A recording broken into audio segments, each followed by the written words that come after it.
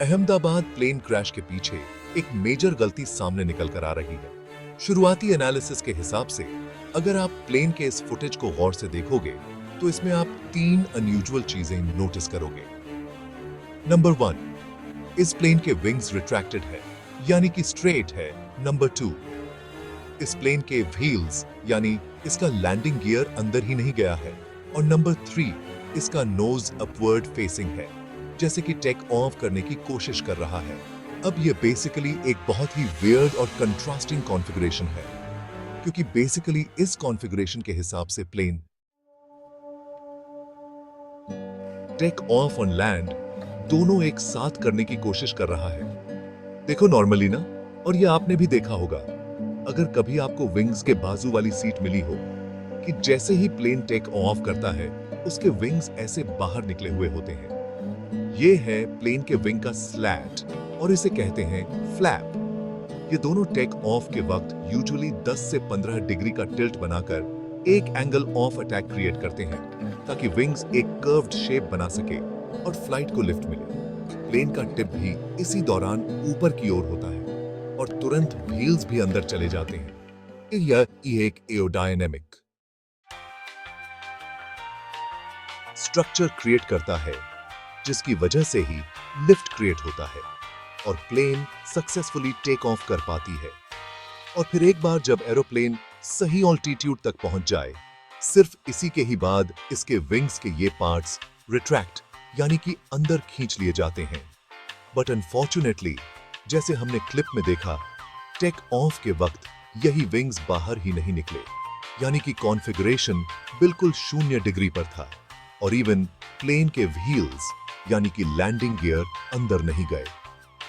अब main video भी काफी ब्लर है, फोटोज भी क्लियर नहीं है, सो ये भी बिल्कुल पॉसिबल हो सकता है कि मे बी विंग्स ज्यादा नहीं, मे बी 5 डिग्री का टिल्ट बना रहे हो, जो सेटिंग भी काफी सारे पायलट सुनते हैं। बट अभी के लिए, क्योंकि कई सारे एक्सपर्ट्स फ्लैप्स को ऑलमोस्ट फ्लैट बता रहे हैं, and every pilot I have spoken to says this looks like a clean configuration, which means the flaps that you see in first picture are actually retracted here. हम इस case को पहले consider करते हैं हमारे एनालिसिस में।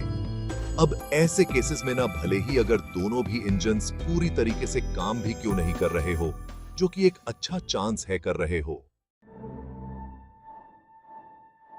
और मैं आगे बताऊंगा क्यों, बट फिर भी लिफ्ट ग्रेटली रिड्यूस हो जाता है, क्योंकि सिंपल फिजिक्स, ड्रैग फोर्स यानी कि रेजिस्टेंस फोर्स बढ़ जाएगा इस लेस एरोडायनेमिक कॉन्फ़िगरेशन की वजह से। प्लस अगर तापमान भी बहुत ही गर्म हो, जो कि उस दिन था 40 डिग्री था, तो इसमें लिफ्ट करना और भी ज्यादा मुश्किल हो जाता है, क्योंकि हॉट एयर की डेंसिटी कम रहती है जो इफेक्टिवली लिफ्ट को प्रोवाइड नहीं कर पाती। और इनफैक्ट ऐसे केसेस में तो विंग्स को भी 20 से 25 डिग्री तक टिल्ट करना आइडियल रह सकता है। अब नो डाउट बोइंग 787 जैसे बड़े प्लेन्स के इंजन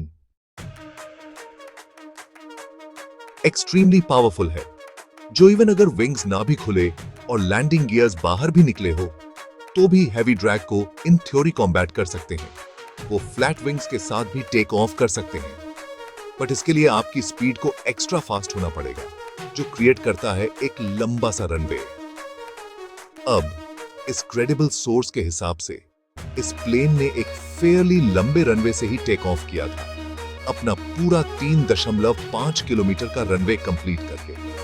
मगर इसके बाद भी कोई 100% गारंटी नहीं है कि फ्लाइट सक्सेसफुली टेक ऑफ कर पाए, क्योंकि अगर किसी भी और फैक्टर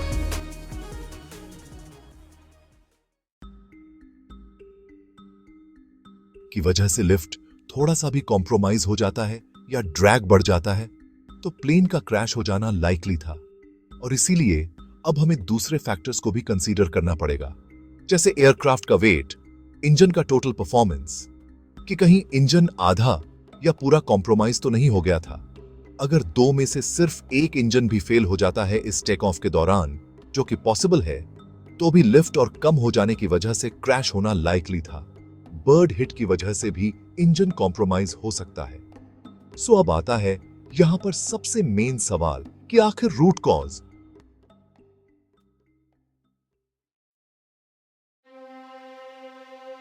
क्या था?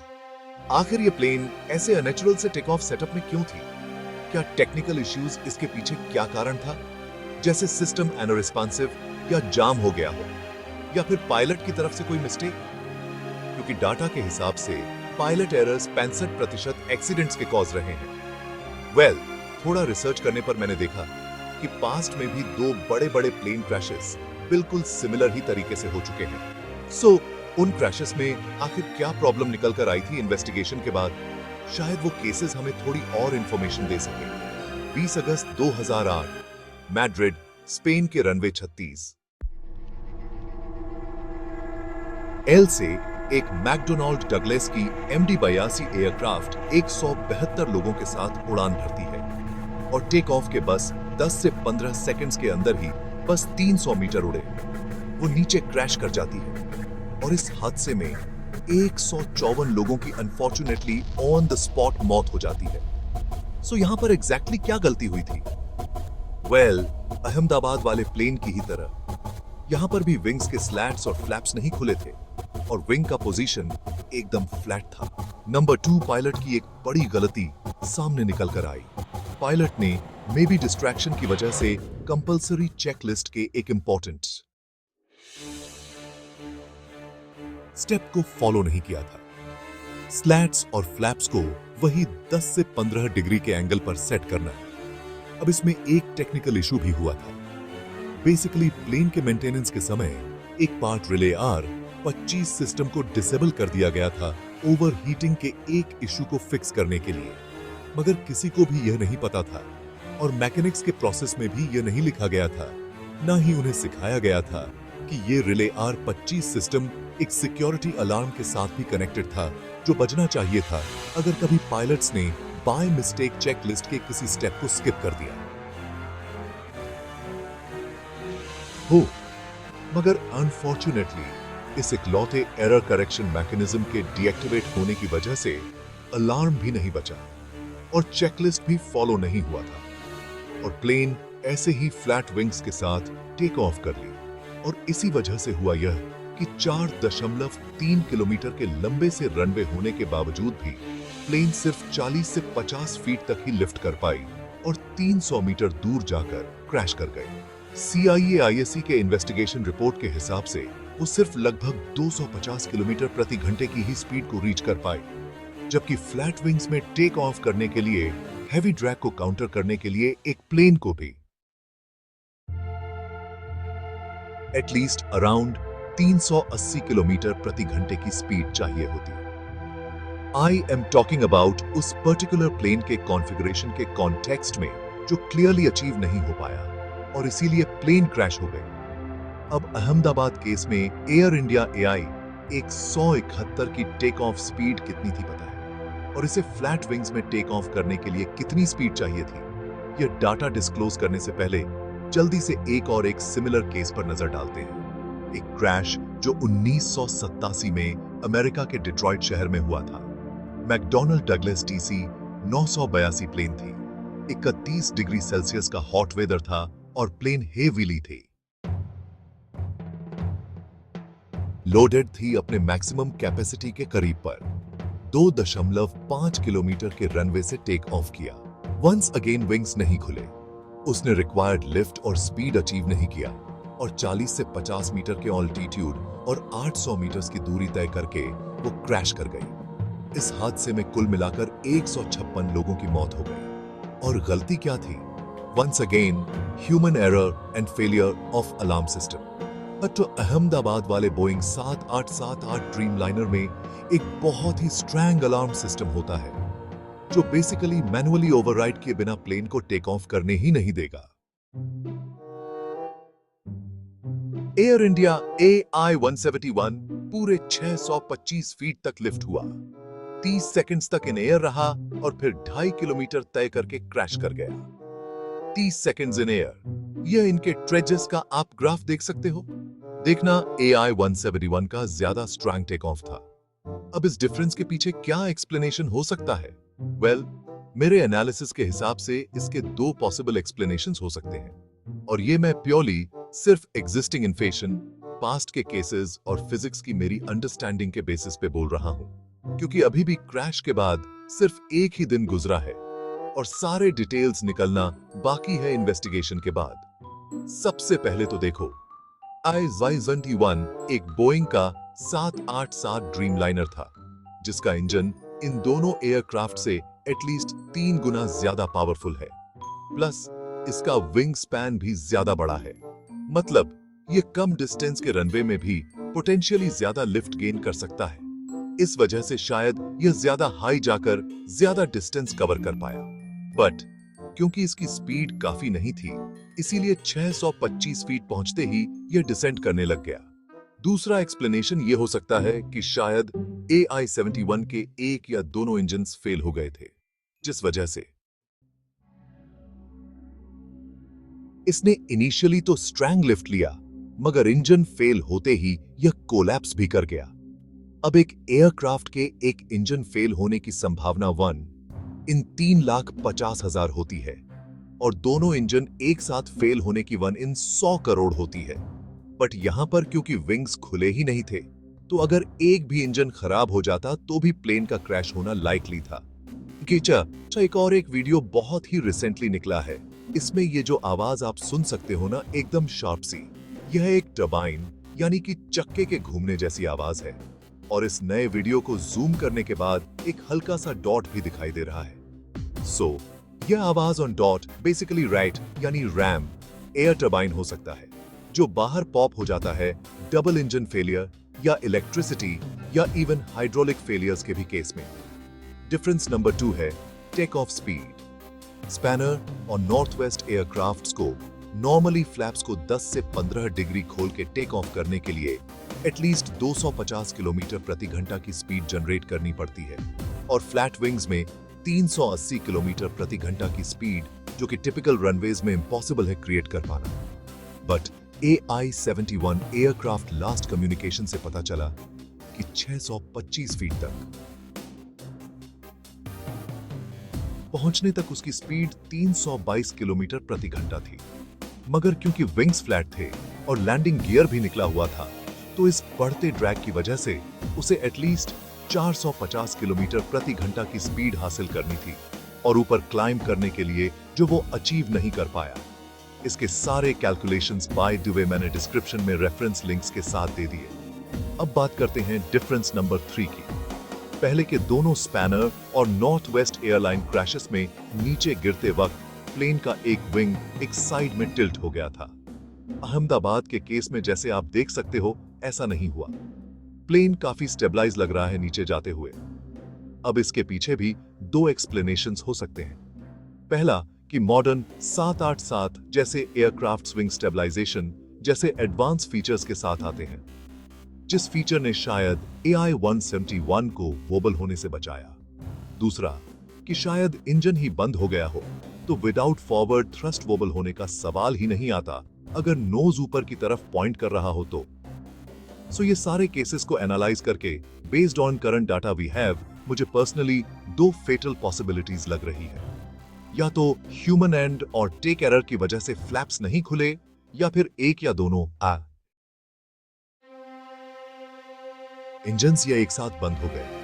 एयरक्राफ्ट के वीडियो में कोई भी स्पार्क फ्लेम या स्मोक इंजन से आते हुए हमें नहीं दिख रहे। नंबर 2, एयर क्रैश के इकलौते सर्वाइवर ने भी अपने इंटरव्यू में बताया कि इंजन के रेस करने की बढ़ती हुई आवाज सुनाई दे रही थी। बाद में वो पता नहीं, वो प्लेन टेक ऑफ ज्यादा करने के लिए वो रेस बोलते हैं। क्या रेस दिया होगा ऐसा कुछ?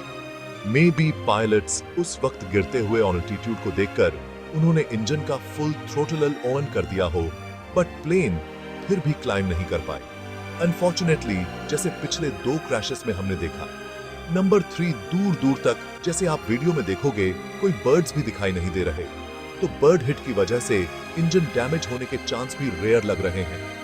और फाइनली नंबर 4, इंजन कोलैप्स की भी प्रोबेबिलिटी बहुत ही कम है और डबल कोलैप्स की तो 100 करोड़ में एक है।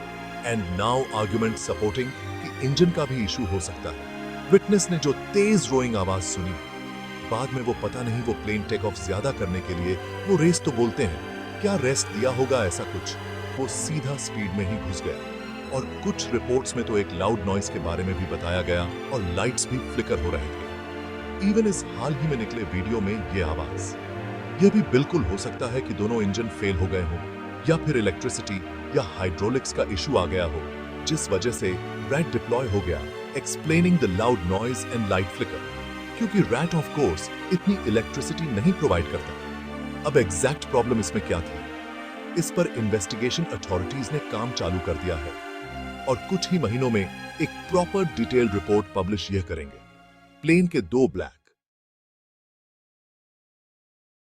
बॉक्सेस में से एक को कल ही सक्सेसफुली रिट्रीव भी कर लिया गया।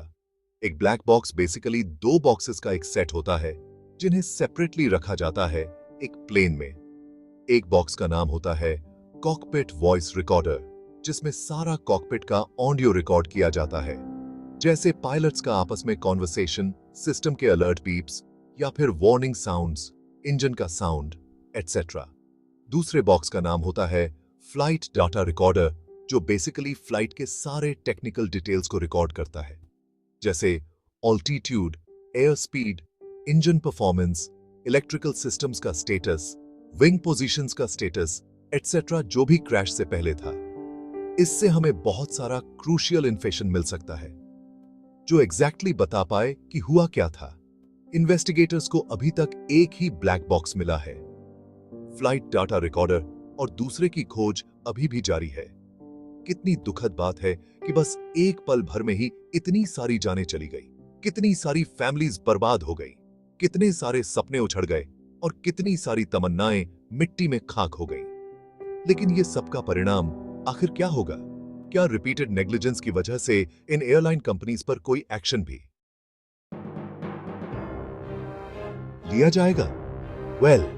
आप सुनकर शॉक हो जाओगे, मगर लेटेस्ट एयरलाइन पॉलिसी भारतीय वायुयान अधिनियम 2024 के हिसाब से director general of civil aviation DGCA, जो एयरलाइंस की रेगुलेटरी बॉडी है, एयरलाइन कंपनीज पर मैक्सिमम सिर्फ और सिर्फ 1 करोड़ का फाइन लगा सकती है पर वायलेशन चाहे वो कितना भी सीवियर क्यों ना हो। 1 करोड़ बस। जिन कंपनीज का डेली रेवेन्यू इजीली 100 करोड़ पार जाता है, उन्हें बस सिर्फ 1 करोड़ का फाइन। यह इनके लिए चंप चेंज भी नहीं है। इतना तो एनआई सिर्फ यूट्यूबर से वसूल रही है, और यह तो अपडेटेड फाइन है। हाँ, इसके पहले तो बाबा आदम के जमाने के 1934 एयरक्राफ्ट एक्ट के फाइन चल रहे थे, जो सिर्फ 1 लाख रुपए पर वायलेशन थे।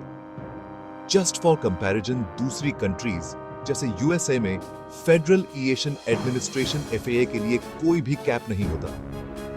वो अकॉर्डिंग टू सीवियरिटीज फाइन मार सकती है। जैसे हाल ही में 2023 में उन्होंने साउथ वेस्ट एयरलाइंस पर ही 140 मिलियन यानी 1200 करोड़ रुपए की सिविल पेनल्टी फाइन मारी।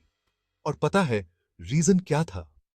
सिर्फ क्योंकि उन्होंने विंटर स्टॉर्म्स की वजह से 8000 फ्लाइट्स को कैंसिल कर दिए थे, जिस वजह से लोगों का भारी नुकसान हुआ था। FAA तो सीधा बोइंग जैसे मैन्युफैक्चरिंग कंपनीज को भी रेगुलेट करती है, जिसने हाल ही में बोइंग को भी 2.5 बिलियन यानी कि 21,500 करोड़ का फाइन मारा था 2018 और 2019 के 737 मैक्स प्लेन क्रैशेस के लिए, जिसमें 300 से ज्यादा लोगों की जानें चली गई। गेट पेडेंसी 787 inspection records does sound like a lot of transparency to me. मगर DGCA का बोइंग जैसी मैन्युफैक्चरिंग कंपनीज पर तो ऑलमोस्ट जीरो रेगुलेशन है, और 240 लोगों की कैजुअलिटीज के बाद एयर इंडिया को क्या पेनल्टी भरना पड़ रहा है? बस कुछ अराउंड 2.8 करोड़ पर person including Montreal convention offerings. जबकि इस प्लेन क्रैश से एयर इंडिया को कुछ 2400 करोड़ का तो सिर्फ इंश्योरेंस मनी ही मिलने वाला है। मतलब जिन पैसेंजर्स का यूके जैसी कंट्री में आना जाना था, उनकी जान की कीमत बस यह 2.5 करोड़ ही है। अभी इन्वेस्टिगेशन में बाहर आएगा कि एग्जैक्टली किसकी गलती थी, बट एयर इंडिया काफी नोटोरियस रहा है इन द पास्ट सर्विस और सिक्योरिटी लैप्सेस के लिए भी। जस्ट रिसेंटली ही 2023 में एयर इंडिया के चीफ सेफ्टी ऑफिसर को सस्पेंड किया गया था फेक रिपोर्ट बनाने के लिए। सारे DGCA mandatory accident prevention protocols को वो प्रॉपरली फॉलो कर रहे हैं। जस्ट इमेजिन ये कितना बड़ा क्राइम है। मगर इसकी पेनल्टी क्या थी? वेल, बस 1 महीने का सस्पेंशन और फिर वो ऑफिसर वापस से अपनी ड्यूटी पर आ गया।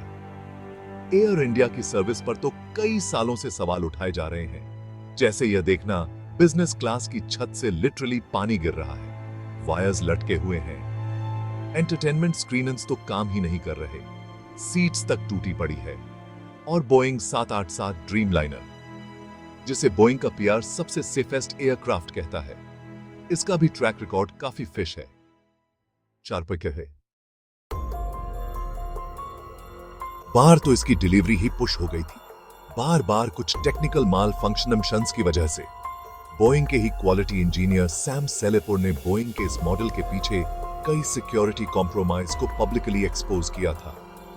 The company taken manufacturing shortcuts in the 787 programme not properly close in thousands of gaps in its assembly of diffuse laws, ONN major joints. पहले 2 whistle blowers, जोश डीन और जॉन बॉर्नेट, तो मिस्टीरियसली एक्सपोज करने के बाद मर चुके हैं। बट सैम को भी एक इनडायरेक्ट धमकी मिली थी, उसके ही बॉस से, जब उन्होंने इंटरनल मीटिंग्स में यह मुद्दा उठाया था और बॉस ने कहा, I would have killed someone who said something like you in a meeting. ये बिल्कुल क्लियर है कि इतने पीआर के बाद भी पिछले 5 सालों में बोइंग के प्लेन्स ने कई सारे क्रैशेस दिए। मे बी सभी में डिजाइन फॉल्ट्स नहीं थे, मगर कॉम्प्लिकेटेड और almost human error prone operational processes बनाना भी अपने आप में ही सेफ्टी को कॉम्प्रोमाइज करना है, जो ये कंपनीज इजीली कर लेती है अपने टारगेट्स को मीट करने की घाई में। In Charles assembling the company ship product, 787 this little in the plane. Sangeet, use Sangeet. 15 workers ask randomly does flyer oh yeah not flying 77 so it's high time now. हमें India में Strang regulations लाना होगा, वरना देश के लोग ये अच्छे से समझ जाएंगे कि इस देश में एक इंसान की जान की कोई कीमत नहीं।